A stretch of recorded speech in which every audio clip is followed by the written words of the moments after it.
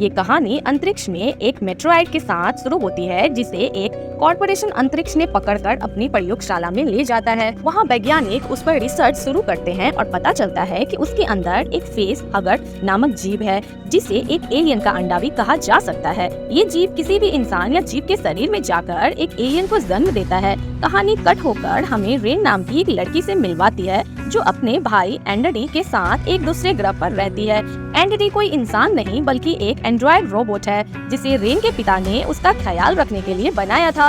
Rain अपने ग्रह से दूसरे ग्रह पर जाना चाहती है, क्योंकि उनके ग्रह से सूरज नहीं दिखता था और वो सूरज देखना चाहती थी। वहाँ जाने के लिए उसे एक टिकट चाहिए था, जो तब मिलती जब वो अपने 12,000 घंटे का काम पूरा कर लेती। लेकिन जब वो टिकट लेने जाती है तो पता चलता है कि नियम बदल चुके हैं और अब उसे 24,000 घंटे काम करना होगा। रेन दुखी हो जाती है, क्योंकि वो हर हाल में दूसरे ग्रह पर जाना चाहती थी। रेन अपनी दोस्त डायलर के पास जाती है, जो उसे बताता है कि उसने अंतरिक्ष में एक टूटे हुए स्पेसशिप को देखा है, जिसमें कई ड्राइवर पोर्टर्स चैम्बर है। इन पोर्टर्स के जरिए वो बिना टिकट के दूसरे ग्रह पर जा सकते हैं, लेकिन इन चैम्बर्स को खोलने के लिए उन्हें एक रोबोट की जरूरत थी। रेन और उसके दोस्त एंडरी की मदद से ये काम करने का फैसला करते हैं। रेन, एंडरी और उसके दोस्त अंतरिक्ष में स्पेसशिप की ओर बढ़ते हैं और वहाँ पहुंचकर पाते हैं कि स्पेसशिप के दो हिस्से हैं। एक का नाम रेमस और दूसरे का नाम रेम्यूलस है। रेमस 37 मिनट में तबाह होने वाला था, ये जानकर वे डर जाते हैं। टाइलर, रेन और एंडरी रेमस के अंदर जाते हैं और वहाँ एक नष्ट हुआ रोबोट पाते हैं।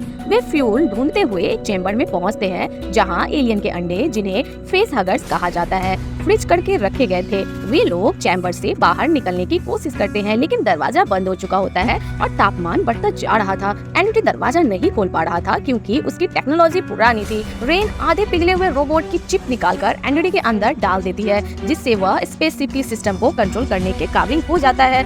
चिप लगते ही एंडरी का सिस्टम अपडेट होने लगता है। इस बीच चैम्बर का तापमान इतना बढ़ जाता है कि फेस हगर्स के अंडे पिघलने लगते हैं। फेस हगर्स आजाद हो जाते हैं, लेकिन एंडरी दरवाजा खोल देता है और तभी लोग चैम्बर से बाहर निकल जाते हैं। लेकिन इससे पहले कि वे दरवाजे बंद कर पाते, एक फेस हगर इनकी एक साथी पर हमला कर देता है। रेन उसकी टेल को फ्रीज करके उसे हटा देती है, लेकिन फेस हगर्स ने उसकी साथी के अंदर कुछ इंजेक्ट कर दिया था।